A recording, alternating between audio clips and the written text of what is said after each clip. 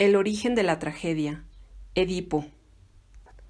A un cierto nivel de la aparición de la conciencia y de la actualización de la libertad en la historia, la tragedia ya no existe, ha sido superada, se podía decir. Y puede ser así, que la situación específicamente trágica no se presente en su legitimidad, que el padecer que en otro tiempo servía a la trascendencia y a la libertad sea nada más que un anómalo padecer y hasta una enfermedad rezagada, si es que todas las enfermedades del ser no lo son siempre. Ciertas religiones, la filosofía desde su nacimiento en Grecia hasta hace bien poco, épocas enteras de la música y aún de la poesía, aparecen como habiendo ido más allá del conocimiento trágico, ese que se adquiere padeciendo el conflicto hasta apurarlo. Y este establecerse más allá de lo trágico ha sucedido casi siempre un tanto apresuradamente, en el afán de aprovechar el espacio apenas entreabierto de la libertad y el breve respiro que concede, como sucedió con la filosofía en Grecia. Y apresurarse lleva consigo siempre el desconocimiento, sino el menosprecio del algo, o en este caso, de una situación del hombre, cuya persistencia habría de aparecer ante la mirada del filósofo como el apego a la inicial caverna.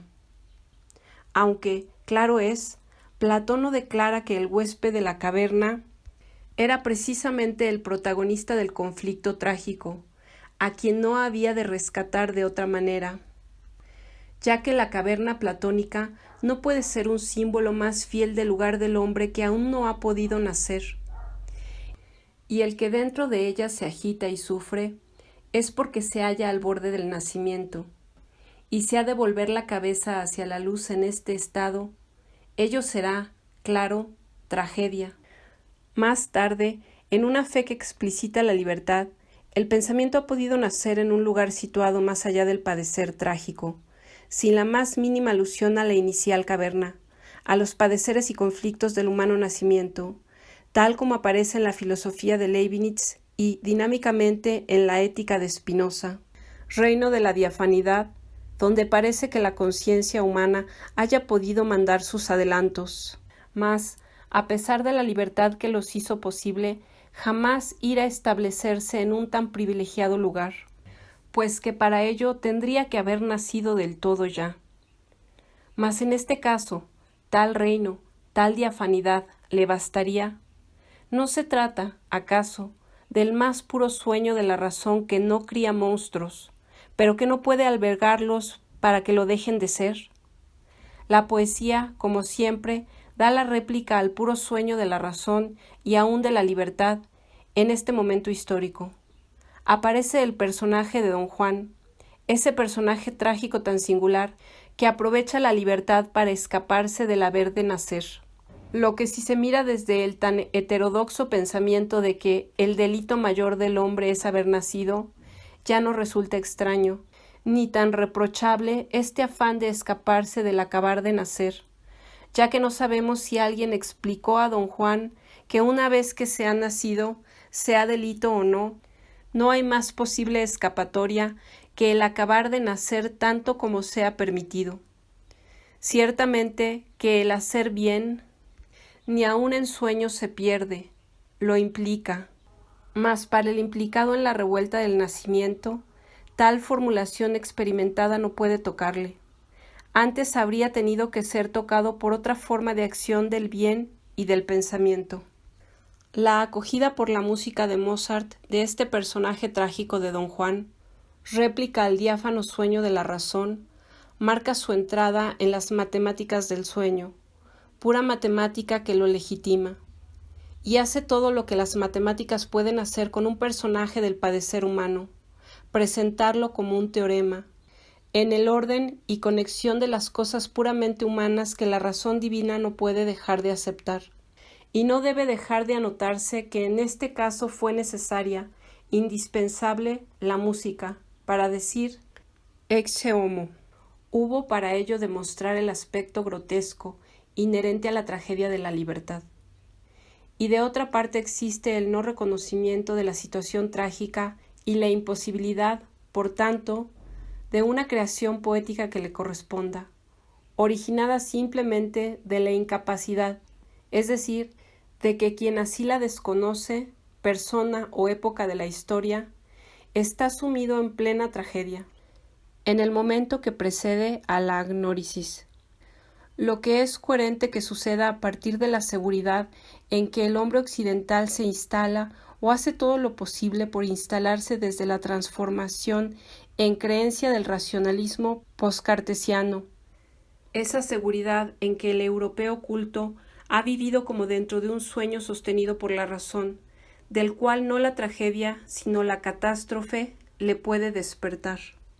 El reconocimiento de la situación trágica, sea en un autor o en una simple persona que despierta, se da en un cierto nivel de libertad, en un despertar de esa libertad en una conciencia no desarraigada, una conciencia que no ha roto con el alma, ni con sus zonas más infernales, y que no se ha construido en instrumento de poder sobre la realidad, que no se ha instalado, pues, en el tiempo sucesivo exclusivamente destituyendo a las demás manifestaciones de la temporalidad, y encerradas en estas dimensiones del tiempo no reconocidas, quedan, como islas a la deriva o como oscuras condensaciones, los sentires que no pueden así llegar a ser contenidos de conciencia, oscuros gérmenes de los sueños, pues que lo privado del tiempo lo está igualmente a la luz.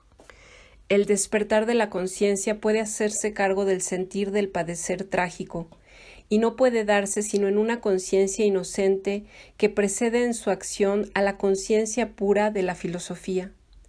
El despertar trágico es un despertar en los infiernos del ser. La conciencia en que este despertar se enciende es una conciencia inocente que no impone su ley.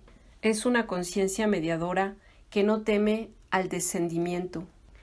Y pues que aún en la temporalidad hay una escala, resulta más propio llamarla infratemporalidad, cuando del conflicto trágico se trata, porque sucede en principio en los ínferos o entrañas del tiempo.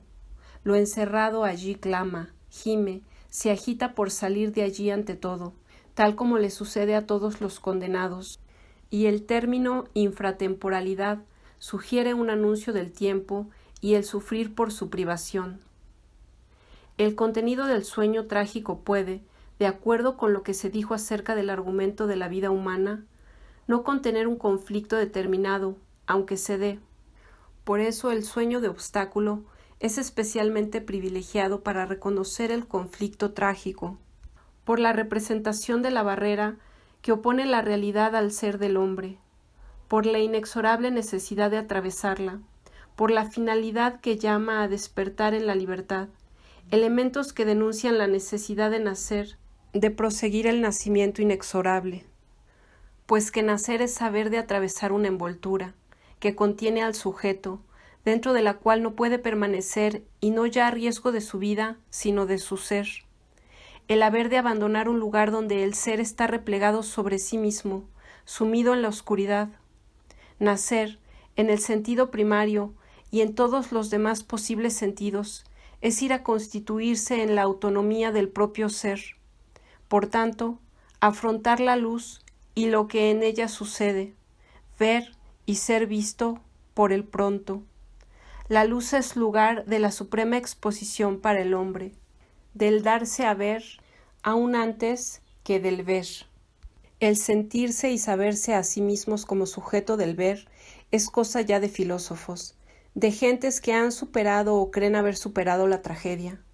Si a Edipo le hubiera sido concedida una segunda vida tras su purificadora ceguera, no hubiera tenido más camino que el de hacerse filósofo, dedicarse enteramente a mirar, según cuentan los primeros filósofos de Grecia, fundadores de la especie. El protagonista de la tragedia puede alcanzar la visión, como Antígona, que se encuentra en el peldaño más alto de la escala trágica, en la cima, víctima de sacrificio más que protagonista de simple tragedia.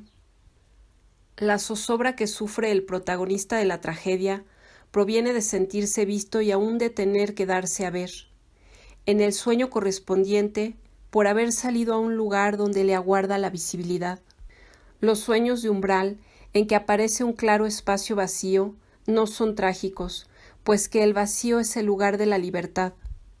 Y el umbral a traspasar simboliza el último estadio de la salida de una situación que fue trágica, su consumación y la salida a la personal historia. Toda tragedia poética lleva en su centro un sueño que se viene arrastrando desde lejos, desde la noche de los tiempos, y que al fin se hace visible. La visibilidad es la acción propia del autor trágico y del sueño mismo trágico. Todo en principio está ahí, en darse a ver, y por eso es el despliegue de un instante, un solo instante en que se abre el abismo infernal del ser humano, donde yace aprisionado en sus propias entrañas. El primer conato de ser dentro del laberinto de las entrañas. Y así el protagonista de esta tragedia está pegado a lo que le sucede, pegado a su sueño, que sueño es aunque le sucede en vigilia. Le ha pasado algo, una visión, ha visto algo de lo que no puede desprenderse. Todo ver es también un suceder. Al ver algo, nos sucede algo, cosa que se olvida en ciertos momentos de la historia. Como es sabido, la visión está ligada a la impasibilidad. La visión intelectual, el Noen, es un ser impasible. La impasibilidad no es sólo condición, sino virtud inherente al filósofo clásico. Sólo hoy la filosofía no se cura de la impasibilidad buscándose en la pasión. Más tarde, la impasibilidad se fue degradando en la creencia de que el ver sea sin más impasible, y que sólo deje de serlo cuando aquello que se ve es por sí mismo terrible. Mas ver es por sí mismo terrible. La luz en la que vemos se alumbra con la participación del ser humano, y no hay visión que no implique el aceptar ser visto, el comparecer. El hombre sufre la pasión de la luz, y en ella, viendo, dándose a ver, va naciendo, se recrea. En el nacer, el ser se lanza más allá del límite que envuelve a la situación en que está y de su horizonte. En el instante de nacer, de los naceres, no hay horizonte, como no lo hay cuando se traspasa el umbral. El movimiento consume la visión, se nace siempre ciego. Mas no fatalmente ciego, se nace. La ceguera se establece por un fallar del ser en ese decisivo instante, por detenerse en él o por un error de dirección. Adviene, entonces, la situación trágica como fatum, se crea el círculo mágico. De este modo así lo vemos en Edipo Rey. Edipo había de nacer, era cosa de un instante. No lo logró y quedó apegado a la placenta obscura, cosa que el autor de la fábula no pudo figurar sino haciéndolo casarse con su madre, lo que en la realidad de una historia puede, en efecto, suceder y más aún ser como si sucediera, según el ya famoso complejo de Edipo. Mas, en realidad, se trata de una inercia. La inhibición de un movimiento esencial o existencial o esencial existencial. La inercia que arrastra, desviando, eso sí, de su dirección trascendente al eros. Y la falla de un movimiento del ser lleva consigo la consolidación de la inicial ceguera. Y así, Edipo no ve que ha de nacer ante todo como hombre y no como rey o como cualquier otra cosa, como un personaje que encierra con su máscara al ser del hombre, de la persona en un sueño sin poros, más aún hermético que el sueño inicial. Y así, el sueño de un Edipo real podría consistir simplemente en verse como rey o en ver la figura de un rey que no le deja, en una visión que le está pasando sin cesar, sin permitirle ver ninguna otra cosa, una enceguecedora visión. Y los errores cometidos por el cegado por una visión resultan fatales, consecuencias de haber nacido sin cumplir el movimiento propio del nacer, sin haber nacido de veras. Lo que podría suceder igualmente, pensamos, con el morir y la muerte. Nos vemos así frente al nacimiento y la muerte habidos como hechos fatales, no vividos desde lo íntimo del ser. Según al hombre, el ser que padece su propia trascendencia le está exigido. Actúa entonces la némesis, vengadora, implacable, el ser mismo que se venga. La esfinge casi resulta ser una burla, pues que es la figura del mismo Edipo que en ella se reconoce, más precisamente la invitación a la anagnórisis, cuando todavía había algún tiempo. Y la némesis es la justicia del ser sin más, cuando ha sido burlado, y todo lo que bajo ella sucede es ciega fatalidad. ¿Quién no ha querido matar a su padre?, dice Dostoyevsky.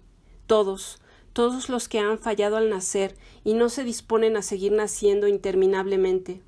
El matar al padre sucede siempre en la encrucijada, también en la historia colectiva, cuando empujado fatalmente por la ineludible necesidad de reformarse, de recrearse en la historia, el hombre desvaría, soñándose un personaje, una máscara de un enceguecido poderío.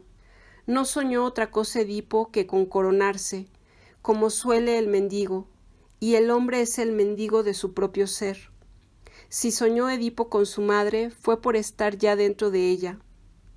Uno de esos sueños que transparentan una situación real y no de deseo, una pesadilla del pasado. Y en ese sentido también está dentro de la madre todo el que no se desprende del pasado, y puede haber en ello una cierta libidinosidad, el paradójico goce de la inercia, el apego a la resistencia material, donde el alma tiende a asimilarse a la materia, suprema pasividad en la que sólo es posible una actividad soñada o como en sueños. La conciencia del autor trágico recoge el instante no vivido tal como debía por el protagonista.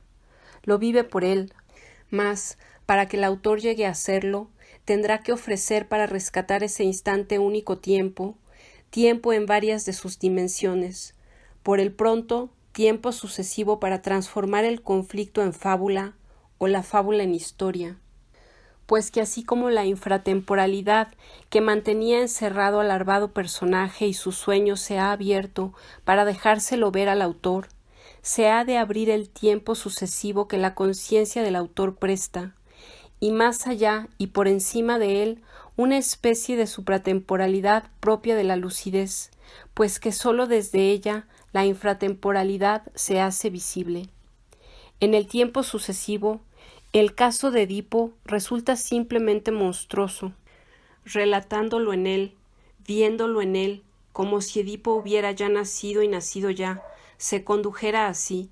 Edipo deja de ser el inocente culpable y es sólo un condenado a muerte, según vienen todavía a ser condenados los inocentes culpables de hoy. Sólo desde una estancia superior de la temporalidad, en que la conciencia presenta lo que capta sin ocupar todo el tiempo, resulta visible un tal suceso. Desde un tiempo que asume diferentes planos de la temporalidad sin confundirlos y sin cancelarlos, sin abstracción ni epogea alguna. Así como desde lo alto se ve el fondo del mar sin ceder al vértigo. Y esto en el tiempo es una mayor unidad que encierra la multiplicidad de las dimensiones del paso del tiempo y que permite que haya historia, fábula, y que recoge en su centro mismo el instante no vivido del nacer y los infiernos en que tal criatura queda. El autor consuma así un sacrificio, como parece que sea necesario en los casos en que alguien, por sí mismo o por otro, rescata un extravío del ser, lo que resulta propio de una conciencia inocente. La conciencia pura de la filosofía ha cumplido ciertamente algún sacrificio que no es cosa de este lugar el señalar. Mas la diferencia estriba en que la inocencia se cumple, se usa en el sacrificio, la pureza se adquiere. La inocencia, en cambio, no se adquiere. Hay, pues, una afinidad entre el autor y el personaje clásico. Se sacrifican conjuntamente, el uno entregándose a ser visto, el otro entregándose para ver. En este sentido, toda tragedia es un sacrificio a la luz en que el hombre se recrea, y de esta recreación participa el espectador. La luz de la tragedia es una luz no impasible, es la luz de la pasión del hombre, ese ser que ha de seguir naciendo, la luz que deshace la fatalidad del nacimiento, la que penetra en el abismo del tiempo. Heriré con luz tus oscuras cárceles, dice Celestina conjurando al príncipe infernal.